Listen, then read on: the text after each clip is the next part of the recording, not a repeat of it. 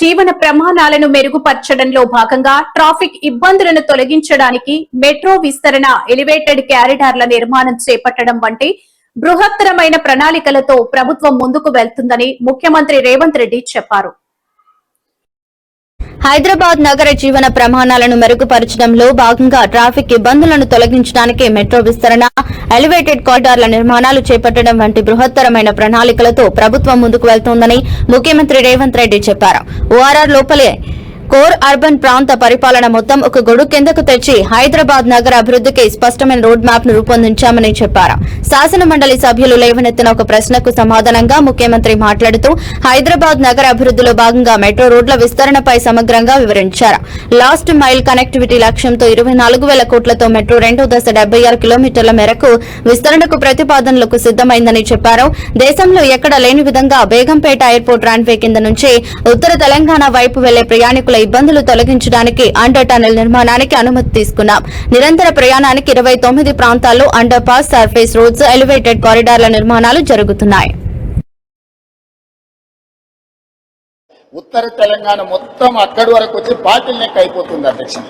మీ కరీంనగర్, ఆదిలాబాద్ నుంచి ఆ ప్రాంతాల నుంచి ఎవరు వచ్చినా ఎగ్జాక్ట్ గా మీకు ఆ కంటోన్మెంట్ ఏరియాకు రాగానే ఇంచు టు ఇంచు కదలాల్సిన పరిస్థితి వచ్చింది అధ్యక్ష. అందుకే ఈరోజు ఈవెన్ బేగంపేట ఎయిర్పోర్ట్ లో కూడా ఎయిర్పోర్ట్ మధ్యలో నుంచి ఈరోజు అండర్ పాస్ కు మనం అనుమతి తీసుకొచ్చినాం అధ్యక్ష. ఎయిర్పోర్ట్ అథారిటీ ఆఫ్ ఇండియా నుంచి దేశంలో ఎక్కడ కూడా పైన విమానాలు ఎగురుతుంటే ఎయిర్పోర్ట్ రన్వే కింద నుంచి రోడ్ ఎక్కడ లేదు అధ్యక్ష. మొదటిసారి మనం కేంద్ర ప్రభుత్వాన్ని ఒప్పించి ఈ ప్రాంత ప్రయాణికులకు, ముఖ్యంగా ఉత్తర తెలంగాణకు పోయే ప్రయాణికులకు ఇబ్బంది జరగొద్దని పైనుంచి విమానాలు ఎగురుతుంటే కింద అండర్ టనెల్ మనం రోడ్డు అనుమతి తీసుకొచ్చినాం. ఈరోజు పనులు జరుగుతున్నాయి అధ్యక్ష. ఏవైనా ఎన్నికలు ఉన్నప్పుడు మాత్రమే రైతు భరోసా, పంటల బోనస్ ఇస్తున్నారని మాజీ మంత్రి BRS senior MLA Harish Rao ఆరోపించారు. బడ్జెట్ పై చర్చ సందర్భంగా ఆయన శాసనసభలో మాట్లాడుతూ గతంలో బీఆర్ఎస్ ప్రభుత్వం ఒక్క సీజన్ కూడా ఎగ్గొట్టకుండా రైతు బంధు ఇచ్చిందన్నారు. ఎకరానికి 15,000 ఇస్తామని ఈ ప్రభుత్వం ఎన్నికల ఎజెండాలో తొలి బడ్జెట్ లో ప్రకటించి తర్వాత దానిని 12,000కు తగ్గించారని విమర్శించారు. బీఆర్ఎస్ అధికారంలో ఉన్నప్పుడు మూడో పంటకు రైతు బంధు ఇవ్వాలన్న ముఖ్యమంత్రి రేవంత్ రెడ్డి ఇప్పుడు ఒక సీజన్ కి ఇస్తున్నారని ఆరోపించారు. ఒక సీజన్ రైతు భరోసా ఎగ్గొట్టి రుణమాఫీ చేస్తామని గొప్పలు చెప్పుకుంటున్నారని అన్నారు. మొదటి బడ్జెట్ లో పెట్టినట్లు ఎకరాకు 15,000 చొప్పున రైతు భరోసా ఇవ్వాలని డిమాండ్ చేశారు. బడ్జెట్ లో పెట్టినవి కూడా అమలు చేయకపోవడం సిగ్గుచేటన్నారు. గత 2 బడ్జెట్లలో పెట్టిన పంటల బీమా ఈ బడ్జెట్ లో మాయమైందని అన్నారు. రైతు కూలీలకు ఏడాదికి 12,000 ఇస్తామని 2 బడ్జెట్లలో పెట్టారని గుర్తు చేశారు. కానీ ఒక్కసారి కూడా ఇవ్వలేదని మండిపడ్డారు. జాబ్ క్యాలెండర్ ను త్వరలో ప్రారంభిస్తామని చెప్పి గత బడ్జెట్ లో చెప్పి ఈసారి ఆ ప్రస్తావన కూడా తెలియదని విస్మరించారు. అధ్యక్ష, 9 ఏళ్ల బీఆర్ఎస్ పాలనలో తలసరి ఆదాయం యొక్క వృద్ధి రేటు 14%. 2024-25 కాంగ్రెస్ పాలనలో తలసరి ఆదాయం వృద్ధి రేటు 10.6%. 2025-26 కాంగ్రెస్ 2వ సంవత్సరం పాలనలో తలసరి ఆదాయం వృద్ధి రేటు 10.2%. మరి కాంగ్రెస్ పాలనలో తలసరి ఆదాయ వృద్ధి రేటు పడిపోయిందా, పెరిగిందా? నాటి బీఆర్ఎస్ పాలనలో 14% ఉంటే మొదటి సంవత్సరం 10.6%, కాంగ్రెస్ పాలనలోని 2వ సంవత్సరం 10.2%కి పడిపోయింది అధ్యక్ష. ఒకవైపేమో year on year growth rate పడిపోతూ ఉంటే మా ముఖ్యమంత్రి గారైతే రైజింగ్ అంటాడు. చూడండి అధ్యక్ష, బడ్జెట్ బుక్ మీద కొట్టిన తెలంగాణ రైజింగ్, పుస్తకాల మీద రైజింగ్ అధ్యక్ష. ప్రజల జీవితాల్లో, బతుకు తెరువుల్లో తలసరి ఆదాయంలో రైజింగ్ లేదు అధ్యక్ష. అధ్యక్ష, నిజంగా శ్రీశ్రీ గారు బతుకుంటే మీరు చేసిన మోసానికి ఇట్లా రాసుండేవారేమో అధ్యక్ష. రాహుల్ గాంధీ మాటలు నమ్మి, ప్రియాంక గాంధీ భాష నమ్మి కాంగ్రెస్ కోటేసిన నిరుద్యోగికి ఎంత కష్టం. ముఖ్యమంత్రి ఢిల్లీ బాయే, జాబులేమో రాకపాయే, కడుపు మండి ర్యాలీ తీస్తే లాఠీ చార్జీ చేసుడాయే, తలలు పగిలి నెత్తుడాయే, అశోక్ నగరే చిత్తడాయే, కాంగ్రెస్ కోటేసిన నిరుద్యోగికి ఎంత కష్టం. వడ్డీ గారు ఎక్సైజ్ అధ్యక్ష, ఇంట్లో మాత్రం బడ పెంచారు అధ్యక్ష. ఏం పెంచుడు, ఆయన చక్కెరచి పట్టుకోవాలి. చూపల్లి గారికి వస్తున్నాడు అంటే అంటే ఎఫిషియెంట్ మినిస్టర్ కదా తెస్తారేమో. అధ్యక్ష, ఈ బుక్ లో అధ్యక్ష ఇప్పుడు బట్టి గారు 26-27 బుక్ లో ఏం చెప్పారంటే అధ్యక్ష, 2024-25లో ఎక్సైజ్ ఇన్కమ్ 34,603 కోట్లు వచ్చిందని చెప్పిండ్రు. 34,603 కోట్లు వచ్చిందని చెప్పిండ్రు. ఓకే, అయితే ఈ సంవత్సరం ఎంత పెట్టింది తెలుసా అధ్యక్ష? బట్టి గారు 46,941 కోట్లు పెట్టేసిండు. ఎక్కడ 34, ఎక్కడ 46? అంటే దాదాపు 12,338 కోట్లు ఎక్సైజ్ మీద అధిక ఆదాయాన్ని సంపాదిస్తామని బట్టి గారు బడ్జెట్ లో పెట్టింది అధ్యక్ష. అంటే 12,338 కోట్లు అధిక ఆదాయం రావాలంటే ఎంత అమ్మాలి? రెగ్యులర్ గా అమ్మే ఎక్సైజ్ కంటే ఇంకో 25,000 కోట్ల మందు ఎక్కువ అమ్మితే మీకు 12,000 కోట్ల ఆదాయం వస్తుంది.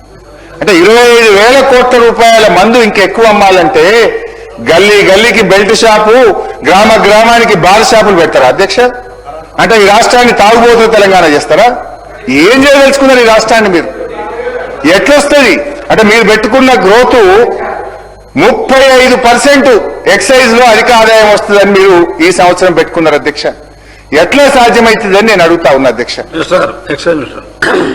యంగ్ ఇండియా స్కూల్ అంటున్నారు, అదో బిగ్ స్కామ్ అధ్యక్ష.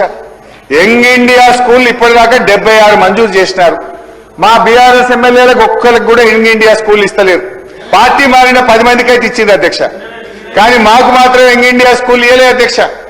అయితే ఈ యంగ్ ఇండియా స్కూల్ సంగతి కూడా చెప్తా అధ్యక్ష. యంగ్ ఇండియా స్కూళ్లకు 76 స్కూళ్లకు టెండర్ పిలిచారు అధ్యక్ష. ప్రతి టెండరు ఎక్సెస్ 4.96%. ప్రతి టెండరు 4.96% ఎక్సెస్ ఉంటుంది అధ్యక్ష. ఒక్కటన్నా మైనస్ పోదా? 4.96 ఎక్సెస్. ఏ టెండర్ చూడు 4.96 ఎక్సెస్. మొత్తం రింగ్. దీని మీద విచారణ జరపండి. చీటికి మాటికి సిట్లు వేస్తారు కదా మా మీద, ఏంటి దీని మీద ఒక సిట్టు జరపండి, దీని మీద విచారణ. ఢిల్లీ తరహాలో హైదరాబాద్ కాలుష్య నగరంగా మారకూడదనే ఉద్దేశంతోనే తాము హెల్త్ పాలసీని తీసుకువచ్చామని ముఖ్యమంత్రి రేవంత్ రెడ్డి అన్నారు. ఇవాళ హైదరాబాద్ నగర అభివృద్ధిపై జరిగిన చర్చ సందర్భంగా ఆయన శాసన మండలిలో మాట్లాడుతూ మూసీ ప్రక్షాళనతో పాటు నగరం అంతటా ఎలివేటెడ్ కారిడార్లు నిర్మిస్తామని వెల్లడించారు. ఈ ఎలివేటెడ్ కారిడార్ల నిర్మాణానికి భూమి కూడా ఎక్కువగా అవసరం ఉండదని పేర్కొన్నారు. ప్రస్తుతం నగరంలో మూసీ ప్రక్షాళన అత్యవసరమని సీఎం రేవంత్ రెడ్డి తెలిపారు. ఈ విషయంలో రాజకీయాలకు అతీతంగా అందరూ కలిసి రావాలని కోరారు. గుజరాత్ లో సబర్మతి నది ప్రక్షాళనకు కాంగ్రెస్ సహకరించిందని గుర్తు చేస్తూ హైదరాబాద్ లో మూసీ ప్రక్షాళనకు రాజకీయ రంగు ఎందుకని ఆయన ప్రశ్నించారు. అడ్డుకోవడం పక్కన పెట్టి ఏవైనా మంచి సలహాలు ఇస్తే ఖచ్చితంగా స్వీకరిస్తామని అన్నారు. ఉమ్మడి నల్గొండ జిల్లాలో మూసీ వల్ల ప్రజలు పడుతున్న కష్టాలు చూసిన వారెవరూ ఈ ప్రక్షాళనను అడ్డుకోరని పేర్కొన్నారు. ఒకవేళ నేరుగా చెప్పడానికి ఇబ్బందిగా ఉంటే మంత్రులతో ఒక కమిటీ వేస్తానని, వారికైనా తమ సూచనలు తెలియజేయాలని కోరారు. మూసీ ప్రక్షాళనలో భాగంగా ఇల్లు కోల్పోయి నిరాశ్రయులవుతున్న ప్రతి ఒక్కరిని తెలంగాణ ప్రభుత్వం ఆదుకుంటోందని సీఎం రేవంత్ రెడ్డి స్పష్టం చేశారు. అందరికీ మెరుగైన వస్తువులు కల్పిస్తాం, ప్రతిపక్షాల ట్రాప్ లో పడి ఆందోళన చెందవద్దని సీఎం రేవంత్ రెడ్డి శాసన మండలి వేదికగా ప్రకటించారు. మేము మూసీ నదిని పునరుజ్జీవింప చేయాలి. మూసీ మురికిలో కాలం వెల్లదీస్తున్న తెలంగాణ ప్రజలను కాపాడాలి, వాళ్లకు ఒక మంచి జీవన విధానాన్ని ఇవ్వాలి, వాళ్ళకు ఉపాధి కల్పించాలి, వాళ్ళకు ప్రత్యామ్నాయం ఇళ్లను కేటాయించాలి, వాళ్ళ భవిష్యత్తు ఆశాజనకంగా ఉండడానికి అవసరమైన ప్రణాళికలు రచించాలని ఆలోచన మా ప్రభుత్వానికి ఉన్నది. ఉన్న పలంగా అర్ధరాత్రి పూట ఉప్పెనలాక కమ్మేసి వాళ్ళను పోలీసులతో గుర్రాలతో తొక్కిచ్చి కొట్టించి మల్లన్న సాగర్ వేముల ఘాటు ప్రాంతానికి చాలాసార్లు నువ్వు ఈడికొస్తావా, నువ్వు ఆడికొస్తావా అని అడుగుతున్నారు. ఈడికొస్తావా ఆడికొస్తావా కాదు, ఏటిగడ్డ కిష్టాపూర్కైనా, వేముల ఘాట్కైనా, మల్లన్న సాగర్కైనా, రంగనాయక సాగర్కైనా, కొండ పోచమ్మకైనా నేను వస్తా, సెక్యూరిటీ లేకుండా వస్తా. సిద్దిపేటలో కట్టిన రంగనాయక సాగర్కు రమ్మన్నా వస్తా, గజ్వేల్లో కట్టిన కొండపోచమ్మకైనా వస్తా, వేమ్లఘాట్ ఏటిగడ్డ కిష్టాపూర్లో రోజుల కొద్దీ నేను దీక్షలు చేసిన ఆ రోజు వేమ్ల ఘాట్కైనా వస్తా, ఎక్కడికైనా నేను వస్తా. మీరు ప్రాతినిధ్యం వహిస్తున్న మీ ప్రాంతానికి సెక్యూరిటీ సిబ్బంది లేకుండా రేవంత్ రెడ్డిగా నేను వస్తా, మీరు రండి, రచ్చబండ నిర్వహిద్దాము. మీరు ఎట్లాంటి దుర్మార్గం ఆ 10 సంవత్సరాలలో చేసిండ్రో, మీకు ఓట్లేసిన పాపానికి మీరు ప్రాతినిధ్యం వహిస్తున్న నియోజకవర్గంలో చంద్రశేఖరరావు గారు, నీ నియోజకవర్గానికి నేను వస్తా, ఇద్దరం వెళ్ళి కూర్చుందాం, ప్రజలతోని రచ్చకట్ట మీద కూర్చుందాం, మర్రి చెట్టు కింద కూర్చుందాం, యాప చెట్టు ఉంటే కూర్చుందాం, ప్రజల్ని అడుగుదాం గతంలో మీరేం చేసిండ్రు, భవిష్యత్తులో మేము ఏం చేయబోతున్నాం ప్రజలతో చర్చిద్దాం. నాకు ఎలాంటి అభ్యంతరం లేదు, ఎందుకంటే ఈ ప్రజలు ఇచ్చిన బాధ్యత ఇది. ఈ ప్రజలు ఇచ్చిన సార్, నిన్న సీఎం గారు చాలా సిటీస్ విజిట్ చేసినట్టు చెప్పారు. లండన్, ఫ్రాన్స్, ప్యారిస్ ఇవన్నీ కూడా టూరిస్ట్ రిలేటెడ్ ప్లేసెస్. మన హైదరాబాద్ కి మనం లైవ్లీహుడ్ కోసం వచ్చాము, ఎక్కువ జాబ్స్, మన బతుకు తెరువుల కోసం వచ్చిన వాళ్ళము. మనకి టూరిజం కన్నా ఎక్కువ మన బతుకులో important first. And moreover ఇది ఒక పెద్ద ప్రాజెక్ట్, ఇన్ని క్రోర్స్ పెడుతున్నాము. First of all common man కి సే ఏది, మనం common man is the main taxpayer role play చేస్తున్నారు. మన కామన్ మ్యాన్ కి సే లేకుండా, పబ్లిక్ ఒపీనియన్ తీసుకోకుండా ఇంత పెద్ద ప్రాజెక్ట్ లో ముందుకెళ్ళడానికి సిద్ధమయ్యారు. పెద్ద పెద్ద డెలిగేట్స్ తో మీటింగ్స్ అయితే చేస్తున్నారు. బట్ ఇలాంటి ఫోరం లో వచ్చి ఎందుకు మాట్లాడలేదని సీఎం గారిని నేను రిక్వెస్ట్ చేస్తున్నాను. అండ్ మోర్ ఓవర్ నిన్నటి పీపీటీలో పెద్ద పెద్ద రోడ్స్, న్యూ స్టాట్యూస్, బిల్డింగ్స్ వీటన్నిటి మీద కాన్సన్ట్రేట్ చేశారు. కానీ దాని వల్ల నష్టపోతున్న మిడిల్ క్లాస్ మ్యాన్ ప్రాపర్టీస్, ఇంకా వాళ్ళ లైఫ్స్ గురించి ఎక్కడ మెన్షన్ లేదు. ఒక మెన్షన్ చేశారు టీడీఆర్స్ అని, ఇంకా అంతే. మాకు అప్పటి నుంచి నిద్ర లేదు. టీడీఆర్స్ మా పక్కనేనండి, కొంచెం డిస్టెన్స్ లోనే కోకపేట, బుడ్వేలు ఇలాంటివన్నీ ప్రాపర్టీస్ సేల్ కి తీసుకొస్తున్నారు గవర్నమెంట్. సో మనందరికీ తెలుసు అక్కడ ప్రాపర్టీస్ ఎంత వాల్యుయేషన్ ఉన్నాయో. వేరేస్ మా ప్రాపర్టీస్ వచ్చేసి 0 వాల్యుయేషన్ అని అన్నారు. ఇది ఎక్కడ న్యాయం అని నేను గవర్నమెంట్ ని రిక్వెస్ట్ చేస్తున్నాను, దీని గురించి టేక్ కేర్ చేయాలి అని. కేటీఆర్ సార్, ఇంకా అన్ని కాలనీస్ వాళ్ళు ఈ ప్రాజెక్ట్ ని స్ట్రాంగ్, ప్రజాప్రతినిధులు కానీ ఇంకా వేరే ఎవరైనా మీడియా వాళ్ళు కానీ ఎవ్వరు కూడా నువ్వు మూసి ఆపేయమని చెప్పి ఏ ఒక్కరు కూడా. ఇలాంటి అనేక సంస్కరణలు తీసుకువస్తున్న తమ ప్రభుత్వానికి ప్రతిపక్షాలు సహకరించాలని కోరారు. తమ కుటుంబ ఆస్తుల వివాదంపై ఏపీ కాంగ్రెస్ అధ్యక్షురాలు వైఎస్ షర్మిల తీవ్ర స్థాయిలో స్పందించారు. తన సోదరుడు ముఖ్యమంత్రి వైఎస్ జగన్మోహన్ రెడ్డిపై సంచలన ఆరోపణలు చేశారు. వివేకానందరెడ్డి హత్య కేసును పక్కదారి పట్టించేందుకే వైసీపీ నేతలు ఆస్తుల వివాదాన్ని తెరపైకి తెస్తున్నారని మండిపడ్డారు. తన తల్లి వైఎస్ విజయమ్మ విడుదల చేసిన లేఖలోని ప్రతి అక్షరం నిజమని, దమ్ముంటే ఆ లేఖపై జగన్ నేరుగా మాట్లాడాలని సవాల్ విసిరారు. ఆమె మీడియా సమావేశంలో మాట్లాడుతూ వైసీపీ నేతలపై అత్యంత ఘాటు వ్యాఖ్యలు చేశారు. వివేకానందరెడ్డిది హత్య అని, తాను నిజం మాట్లాడటమే నేరమైందని షర్మిల ఆవేదన వ్యక్తం చేశారు. నిజం చెప్పినందుకే నాపై ఇంతగా విరుచుకు పడుతున్నారు. వివేక హత్య కేసులో సాక్షి మీడియా 7 గంటల పాటు గుంటపోటు అని ఎందుకు ప్రచారం చేసిందో చెప్పే ధైర్యం వైసీపీ నేతలకు లేదన్నారు.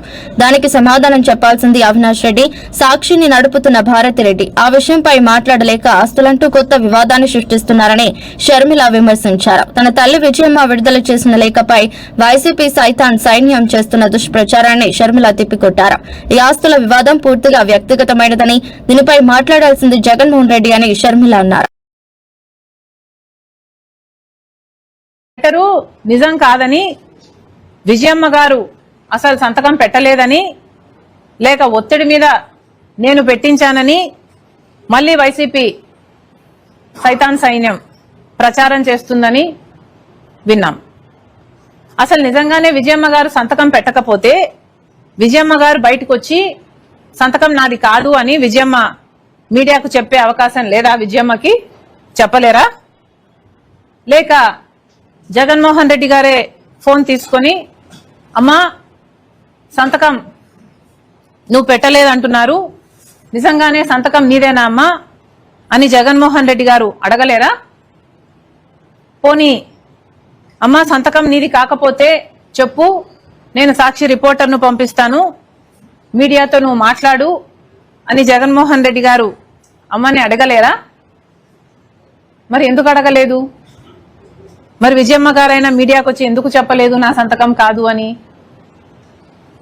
ఎందుకంటే అది వాస్తవం కాబట్టి, జగన్మోహన్ రెడ్డి గారికి కూడా ఇది వాస్తవం అని తెలుసు కాబట్టి. కానీ నిజం వాళ్ళ పక్షాన లేదు, వాళ్ళందరూ అబద్ధాలు ప్రచారం చేస్తున్నారు కాబట్టే వాళ్లకు దమ్ము లేదు. రాజశేఖర రెడ్డి ఆస్తులు ఏమైతే జగన్కు వచ్చినాయో కుడిపక్క దీంట్లో నుంచి పెంపకం చేసుకుంటూ వినాడో, ఎడమ పక్క షర్మిలమ్మకి ఏమైతే ఆస్తులు వచ్చినాయో పెంపకం చేసుకుంటూ పోయిందో, మరి దీనికి మాత్రమే అటాచ్మెంట్ ఇచ్చినారు కదా తల్లి. జగన్మోహన్ రెడ్డి గారు ఆస్తులకు మాత్రమే అటాచ్మెంట్, ఈ ఎడమ పక్క ఉండే షర్మిలమ్మ ఆస్తులకు అటాచ్మెంట్ లేదు.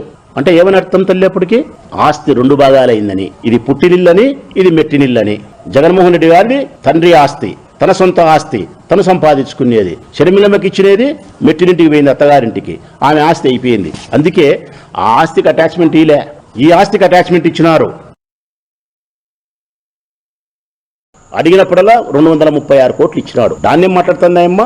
డివిడెండ్ అంటాంది. మా షర్మిలమ్మకు రావాల్సిన దాంట్లోనే ఎక్కడ షర్మిలమ్మకు వస్తాదమ్మా? ఏ దాంట్లో షర్మిలమ్మకు రావాలా? వాళ్ళ తండ్రి గారి దగ్గర నుంచి ఆస్తులు ఇచ్చిన తర్వాత సమాజ ధర్మం ప్రకారం అయితే ఎక్కడైనా ఈ రాష్ట్రంలో తండ్రి ఆస్తిని బిడ్డకు కొడుకు సమానంగా పంచిన దాఖలాలు లేవు. నెంబర్ 1 ఇక్కడ పంచినారు. ఇక్కడ పంచడానికి ముఖ్య కారణం రాజశేఖర రెడ్డికి బిడ్డల మీద ఉండే ప్రేమ, మంచి హృదయం, సంతోషం, స్వాగతించడం. కానీ తండ్రి ఇచ్చినప్పటికీ కొడుకు అంగీకరించడం గొప్పనా కాదా? తెల్లా మొగునికి భూ పెట్టదు, తెల్లా మొగునికి కాపీ పోయేదు, మీ చెల్లెలకు ఆస్తి పంచిస్తావా అని చెప్పి. భారతమ్మ ఉత్తమ ఇల్లాలు కాబట్టి తన భర్త యొక్క మనస్తత్వాన్ని, ప్రేమను అంగీకరించి గౌరవప్రదంగా ఆడబిడ్డకిస్తే అంగీకరించింది. ఆయన ఎంఓయూ రాసినది దేనికమ్మా? ఆయన సంపాదించుకునే ఆస్తి నుంచి రాసినాడు. కరెక్ట్గా ఉంటే ఇస్తాడు, కరెక్ట్గా లేకపోతే ఇవ్వడు. ఆస్తుల పంపకం అయిపోయిన తర్వాత కూడా మీరు ఇంకా ఆస్తుల పంపకం జరగలేదంటే ఎట్లా? జగన్ ఎంఓయూ రాసినాడని ప్రజలను తప్పుదో పట్టిస్తే ఎట్లా? చెల్లెలకు పెళ్లైన తర్వాత 30 ఏళ్ల తర్వాత, షర్మిలమ్మ పెళ్లై 30 ఏళ్ళు అయింది. 30 సంవత్సరాల తర్వాత అన్న సంపాదించుకున్న వ్యాపారాల ఆస్తుల్లో నుంచి సగభాగం నాకు, నా కొడుకు, నా బిడ్డకు కావాలని చెప్పి మొట్టమొదటిసారి షర్మిలమ్మను చూస్తానా? ఆ షర్మిలమ్మను సపోర్ట్ చేస్తా ఉండే నిన్ను చూస్తానా తల్లి? మొట్టమొదట తన తండ్రి సంపాదించిన ఆస్తిని గాని, ఆ తర్వాత అనిల్ సంపాదించుకున్న డబ్బులో నుంచి, ఆస్తుల్లో నుంచి సగభాగం తన చెల్లెలకు పంచిచ్చినాడా అని అడుగుతానా నేను. అది వద్దు. చంద్రబాబు నాయుడికి 2 చెల్లెళ్ళు, రాజేశ్వరి, హైమావతి. ఈ రోజు నీ కూతురు, నీ మరిది కూతురు ఎవరినైతే అన్నా న్యాయం చేయని చంద్రబాబు నాయుడు పోయి అడిగిందో, మా అన్న నాకు అన్యాయం చేస్తున్నాడు, నువ్వు న్యాయం చెయ్యన్నా అని చంద్రబాబు నాయుడు పోయి అడిగిందో, ఆ అన్న చంద్రబాబు నాయుడు అన్న ఇద్దరున్నారు చెల్లెళ్ళు, రాజేశ్వరి, హైమావతి. అక్క ఒకరు, చెల్లెలు ఒకరు. ఇచ్చినాడమ్మా. తన తండ్రి ఆస్తి 2 ఎకరాలలో ముక్కాలు ఎకరా పంచుకున్నారా? లేకుంటే ఇప్పుడు 930 కోట్లు అఫిడవిట్ లో చూపించినాడు, 1,00,000 కోట్లు ఉందా అని చెప్పి మీడియా ముందు చెప్పినాడు. ఆయన 1,00,000 కోట్ల ఆస్తి ఉంది, నాకేముంది, అన్యాయం చేయనీకి అన్నాడు, అవినీతి చేయనీకి చంద్రబాబు నాయుడు. ఈ 1,00,000 కోట్లలో హైమావతి గారికి, రాజేశ్వరి గారికి సగభాగం ఆస్తులు పంచినాడా? ఎక్కడో లేరు తల్లి. శత్రువులు ఎక్కడో లేరు. సినిమాలో త్రివిక్రమ్ సినిమాలో ఎవడు చెప్పిన డైలాగ్ చెప్పినట్టు ఎక్కడో లేరు. మన ఇళ్లలోనే చెల్లెళ్ల రూపంలో తిరుగుతారన్నారు. ఇప్పుడు చెల్లెళ్ల రూపం అయిపోయి అనలేకపోతారా నేను? అమ్మగారి రూపంలో కూడా నా తల్లి పగబట్టినారే జగన్మోహన్ రెడ్డి గారి మీద. కాంగ్రెస్ పార్టీ పగబట్టింది, జనసేన పార్టీ పగబట్టింది, తెలుగుదేశం పార్టీ పగబట్టింది, ఢిల్లీలో ఉండే పెద్దలు పగబట్టినారు, ఇంట్లో ఉండే చెల్లెలు పగబట్టింది. అమ్మ ఆదరణ కరువైంది. మేము తప్ప ఎవరుండారు తల్లింగా? మేమొక్కరమేమ్మా ఉండేది. ఇంకా ప్రజలు, మేము, ఆ పైనుండే దేవుడు ఉన్నాడు. దేవుని యొక్క న్యాయమే న్యాయం అన్నారు మీరు మీ ప్రకటనలో. ఇంకొక మాట కూడా నేను ప్రజలకు చెప్తా ఉన్నా. ఇది స్పష్టంగా మీకు అర్థం చేసుకోగలిగితే టోటల్ ఈ సమస్య అంతటికి మీకు అర్థమైపోతుంది. రాజశేఖర రెడ్డి ఆస్తులు పంచినాడా, పంచలేదా? రాష్ట్రంలో శెట్టి బలిజలందరికీ తాను అండగా ఉంటానని మంత్రి నారా లోకేష్ హామీ ఇచ్చారు. సోమవారం శెట్టి బలిజల ఆరాధ్య దైవం శెట్టి బలిజ సంఘ వ్యవస్థాపకులు, సంఘ సంస్కర్త అయిన దివంగత దొమ్మేటి వెంకటరెడ్డి జయంతి సందర్భంగా విశాఖ టీడీపీ కార్యాలయంలో నిర్వహించిన కార్యక్రమానికి ముఖ్య అతిథిగా హాజరయ్యారు. 2029 ఈ సందర్భంగా మాట్లాడుతూ వైఎస్ఆర్సీపీ అధినేత మాజీ సీఎం వైఎస్ జగన్మోహన్ రెడ్డి ఇచ్చిన మాట తప్పరని ప్రజలకి తెలుసు. వైఎస్ఆర్సీపీ ప్రభుత్వం వస్తేనే పేదలకు న్యాయం జరుగుతుంది. సూపర్ 6 హామీ అంటూ సీఎం చంద్రబాబు ప్రజలను. ఈ సందర్భంగా లోకేష్ మాట్లాడుతూ గత ప్రభుత్వ హయాంలో బీసీలను, ముఖ్యంగా శెట్టి బలిజలను టార్గెట్ చేసి వేధించారని ఆరోపించారు. యువగలం పాదయాత్రలో తనను కలిసిన శెట్టి బలిజ సోదరులు దొమ్మేటి జయంతిని రాష్ట్ర పండుగగా చేయాలని కోరారు. ప్రజా ప్రభుత్వంలో వారికిచ్చిన మాట నిలబెట్టుకున్నానని తెలిపారు. నేడు దొమ్మేటి జయంతిని రాష్ట్ర పండుగగా జరుపుకోవడం గర్వంగా ఉందని, బ్రిటిష్ వారి పాలనలో సాధారణ వ్యక్తిగా బర్మాకు వలస వెళ్లిన ఆయన షిప్పింగ్ వ్యాపారంలో అంచెలంచెలుగా ఎదిగారన్నారు. అక్కడే బర్మా మేయర్ గా సేవలందించారని గుర్తు చేసుకున్నారు. శెట్టి బలిజల కష్టాలను చూసి వారిలో చైతన్యాన్ని నింపేందుకు శెట్టి బలిజ సంక్షేమ సంఘాన్ని ఏర్పాటు చేశారని తెలిపారు. పిల్లల కోసం స్కూళ్లు, నైట్ స్కూళ్లు ప్రారంభించారని, ఆ తర్వాత ఇండియాకు తిరిగి వచ్చి బోడసకుర్రు జమీందార్ స్వాతంత్ర పోరాటంలో పాల్గొన్నారని, అంతేకాక స్కూళ్లు, కాలేజీలు, లైబ్రరీల కోసం తన సొంత భూములు, నిధులు విరాళాలుగా ఇచ్చారని గుర్తు చేశారు.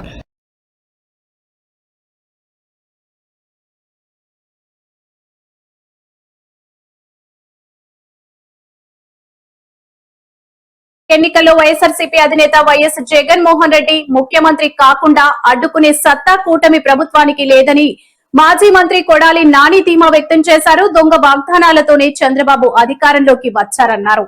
ఎన్టీఆర్ జిల్లా జొన్నపాడులో జరిగిన పార్టీ కార్యక్రమంలో కొడాలి నాని వ్యాఖ్యానించారు. ఈ సందర్భంగా మాట్లాడుతూ వైఎస్ఆర్సీపీ అధినేత మాజీ సీఎం వైఎస్ జగన్మోహన్ రెడ్డి ఇచ్చిన మాట తప్పరని ప్రజలకి తెలుసు. వైఎస్ఆర్సీపీ ప్రభుత్వం వస్తేనే పేదలకు న్యాయం జరుగుతుంది. సూపర్ 6 హామీ అంటూ సీఎం చంద్రబాబు ప్రజలను మోసం చేశారు. వైఎస్ జగన్ అన్ని హామీలను అమలు చేశారని వైఎస్ఆర్సీపీ కార్యకర్తలు కోలలెగరేసుకుని చెప్తారు.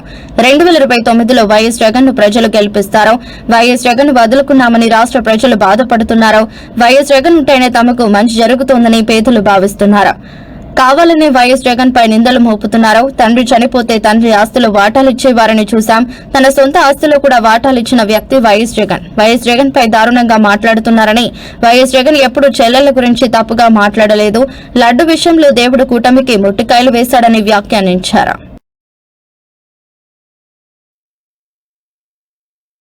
జగన్మోహన్ రెడ్డి గారిని తట్టుకోవాలంటే జగన్మోహన్ రెడ్డి గారి ఇంట్లో ఉన్నటువంటి చెల్లెల్నే తీసుకొచ్చి రోడ్డు ఎక్కించి జగన్మోహన్ రెడ్డి గారి మీద నిందలు మోపేటువంటి కార్యక్రమం ఈ రాష్ట్రంలో ఉన్నటువంటి ప్రజలందరూ కూడా ఆలోచించాల్సినటువంటి అవసరం ఉంది. తండ్రి చనిపోయినాక తండ్రి ఆస్తిలో వాటా ఇచ్చేటువంటి అన్నదమ్ములు ఉంటారు. తన సొంత ఆస్తిలో కూడా వాటా ఇచ్చి ఈరోజు జగన్మోహన్ రెడ్డి గారి మీద ఇంత దారుణంగా ఆడపిల్లలు మాట్లాడుతున్నా కూడా సంస్కారంతో ఒక మాట కూడా చెల్లెళ్ళ గురించి తప్పుగా మాట్లాడినటువంటి మానవత్వం ఉన్నటువంటి వ్యక్తి జగన్మోహన్ రెడ్డి గారు. ఆయన మనం చూసాము, ఎప్పుడు కూడా దేవుడు ఉన్నాడు, ప్రజలు ఉన్నారని చెప్పి ఆయన చెప్తాడు. తిరుపతి లడ్డు విషయంలో దేవుడు కూటమి ప్రభుత్వానికి కానీ ఆ కూటమిలో ఉన్నటువంటి నాయకులకు కానీ ఎటువంటి ముట్టికాయలు వేసాడో, ఏ రకంగా అభాసు పాలయ్యారో మనం చూసాము. తప్పకుండా ఆ దేవుడి దయతో ప్రజల దయతో జగన్మోహన్ రెడ్డి గారు ముఖ్యమంత్రి అవటం తథ్యం. సూపర్ 6 అని పెట్టాడు. 45 సంవత్సరాలు దాటినటువంటి ప్రతి మహిళకి పెన్షన్ ఇచ్చేస్తా, ఎస్సీ ఎస్టీ బీసీ మైనార్టీలకి. అసలు 18 సంవత్సరాలు దాటినటువంటి ప్రతి మహిళకి నెలకు 1500 రూపాయలు ఇచ్చేస్తా. నిరుద్యోగ వృత్తి ఇచ్చేస్తా. డ్వాక్రా మహిళలకు రుణాలు రద్దు చేసేస్తా. అదేవిధంగా వాలంటీర్లకి 5000 ఇస్తున్నారు జగన్మోహన్ రెడ్డి, మేము 10,000 ఇచ్చేస్తాం. అంగన్వాడీ ఆయాలకి టీచర్లకి జగన్మోహన్ రెడ్డి గారు ఇచ్చే జీతాల కన్నా డబుల్ ట్రిపుల్ ఇచ్చేస్తాం. ఉద్యోగస్తులకి మీరు ఉద్యోగాలు చేయకపోయినా కూడా మీకు జీతాలు 1వ తారీఖు ఇచ్చేస్తాను, ప్రతి నెల పెంచుకుంటూ వెళ్ళిపోతా 33% అనే ఇటువంటి హామీలు చేయగలిగి చేయలేని మొత్తం చెప్పాడు. మళ్ళీ అధికారంలోకి వచ్చాడు. ఇప్పుడు ఏమంటారు, జగన్మోహన్ రెడ్డి గారు చేసినటువంటి కార్యక్రమాల వలన జగన్మోహన్ రెడ్డి గారిని ఓడించారని చెబుతున్నారు. జగన్మోహన్ రెడ్డి గారు చేసినటువంటి కార్యక్రమాల వలన జగన్మోహన్ రెడ్డి గారు ఓడిపోవటం కాదు, చంద్రబాబు చేసినటువంటి దొంగ వాగ్దానాల వలన జగన్మోహన్ రెడ్డి గారు